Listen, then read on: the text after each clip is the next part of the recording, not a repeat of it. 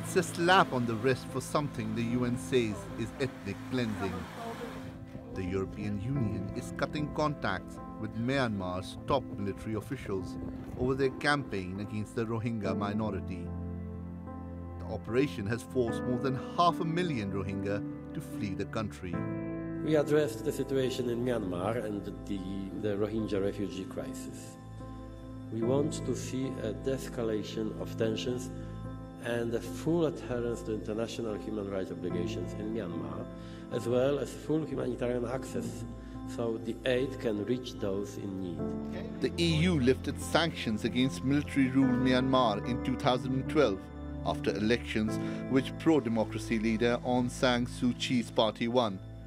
It was part of an international reconciliation towards the country and later expanded to economic ties currently worth $1.8 billion annually. Growing concerns over the treatment of the Rohingya means the EU is now debating a rollback. That's as refugees stream across the border into neighbouring India and Bangladesh. Myanmar denies it's responsible for the violence and instead blames insurgents for attacks. The witnesses told us what happened and where the bodies could be buried. Our security personnel knew according to their reports. We proceeded according to the provided information. We can say this is terrorism. The EU's condemnation seems unlikely to change Myanmar's position, as the West has little real clout inside the country. That position belongs to its main trading partner, China, and it's steadfastly on Myanmar's side. But will the EU's latest actions have any effect on the military junta as they continue their campaign against the Rohingya? Shoaib Hassan, the Newsmakers. Well, joining me now from London is Win Naing. He's the UK party chairman of the National League for Democracy Liberated Area. And in Johannesburg, we have Akshaya Kumar. She's the Deputy United Nations Director at Human Rights Watch. I thank you both for joining us. Akshaya Kumar, let me begin with you. This idea that the EU might cut ties with Myanmar, is that a good idea?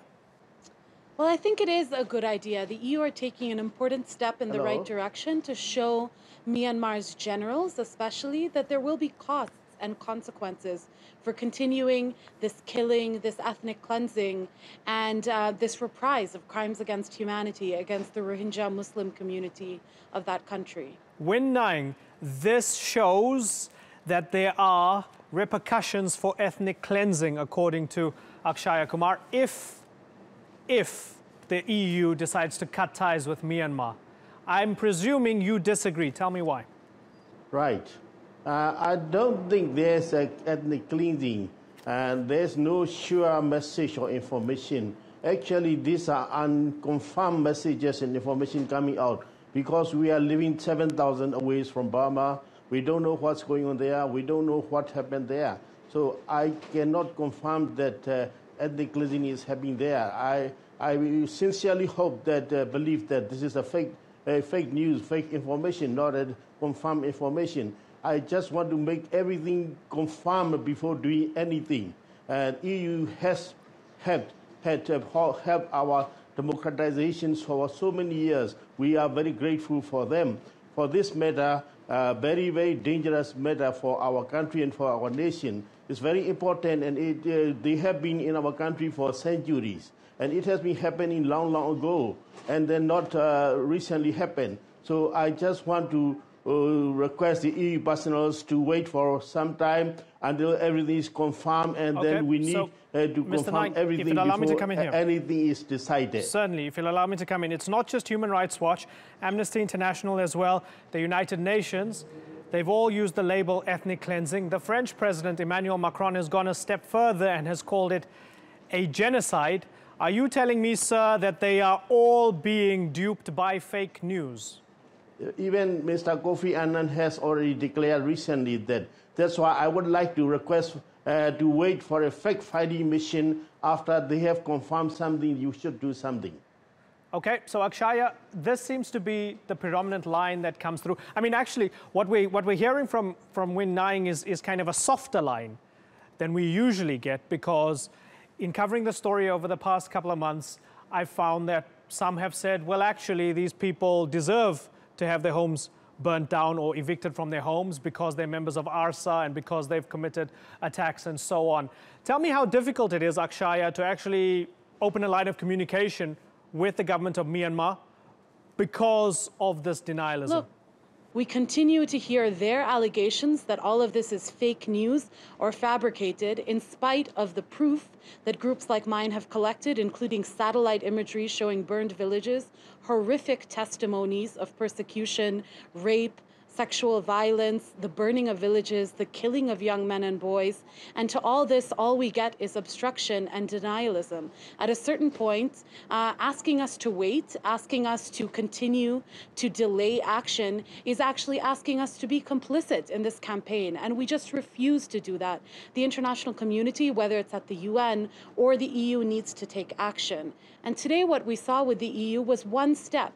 They've actually decided that they will no longer invite Myanmar's senior military officials, including Senior General Min Aung Hlaing, to their member states in recognition of the gravity of the disproportionate response taken by the Myanmar military in this current campaign. Akshaya, that seems to be quite tame when you think about it, right? They're just not inviting the generals to their meetings. Is that a hint or a suggestion, or more than a suggestion even, that nobody's really prepared to do a lot to stop what's going on in Rakhine State? The most that the EU is doing is disinviting a few military people from meetings. That's not a lot. You're right. It's a first step, and it's really a paltry step in light of the abuses that we've seen.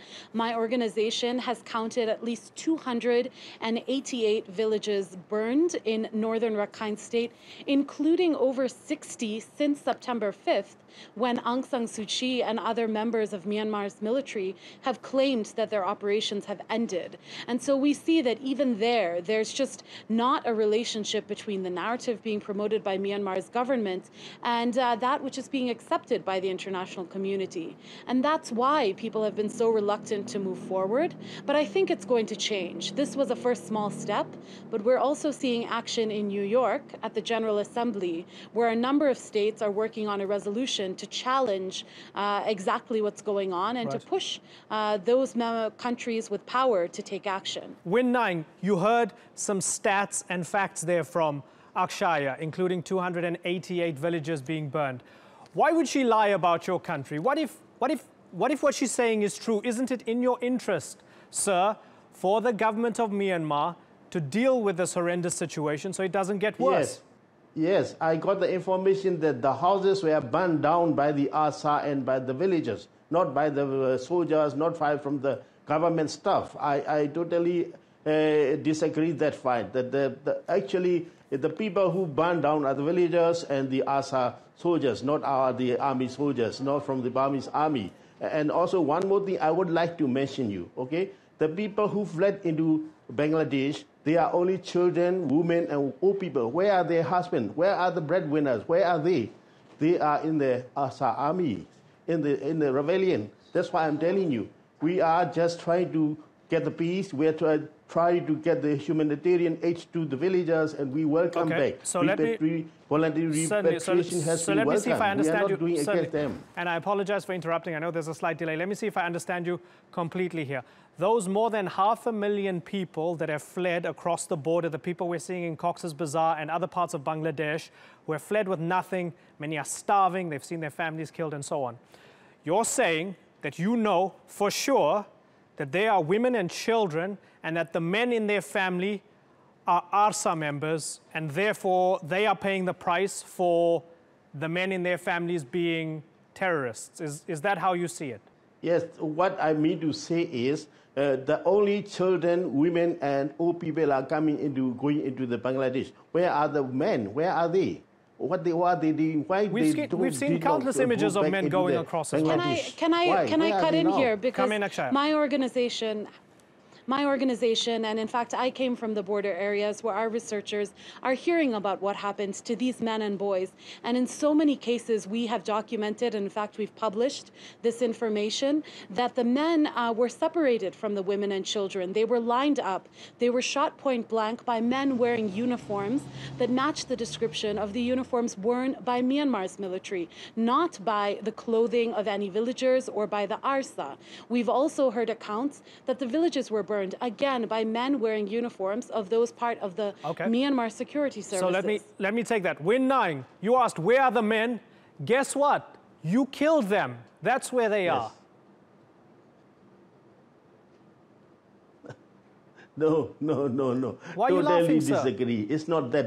Story is the wrong story. That's why I started with the fake message, fake information, not the right story. That's why I'm telling you. We are not killing the people. Why we have to kill the people? Now ASA has been asking their people to go to leave the northern Arakan. That's why they are doing that, you know. That's they are doing. We are not doing any wrong. We are just staying in our country. We are just treating as human rights, rights to people who are coming in. These people has been in our country since the colonial time of the British government.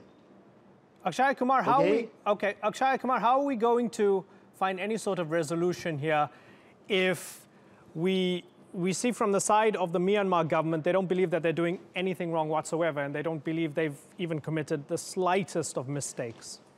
Well, the simple thing that the Myanmar government can do, if they want us all to know the truth, is allow people into northern Rakhine State. There's been very limited access, especially for independent human rights groups, for the UN-authorized fact-finding mission, for journalists. If there are questions about what's happening, simply allow us in. Why don't you allow Win 9? Why don't you allow the independent fact-finders in? Yes. Now, Aung San Suu Kyi has already declared that she will work with the United Nations. She is looking for all the people I have already told, voluntary repatriation. She welcome, and she is looking after to give humanitarian aid to those people. Okay, and when those people come back, are you happy to this is welcome? A big issue. When the refugees who are in Bangladesh come back to Myanmar, do you support them being treated well and them being given citizenship as citizens of Myanmar? I'm not the government. The government has already declared. You're a member of the ruling party. Organized a council to look after them. You're a representative of the ruling party. So do you support the citizenship of these stateless people? 7,000 miles away. I can't answer. But earlier you told me... I do not have the power to give you an answer because I'm 7,000 miles. Okay, but earlier you told me you had intimate details of what was going on in terms of Arsa's crimes. Now you're saying you're 7,000 miles away, so you don't know what's going on. So I'm not even sure why we invited you onto the program then. Win 9 and Akshaya Kumar, I have to move on, but I thank you both for joining us. It is a terrible situation for the Rohingya people. Okay. Thanks again for joining us on the Newsmakers.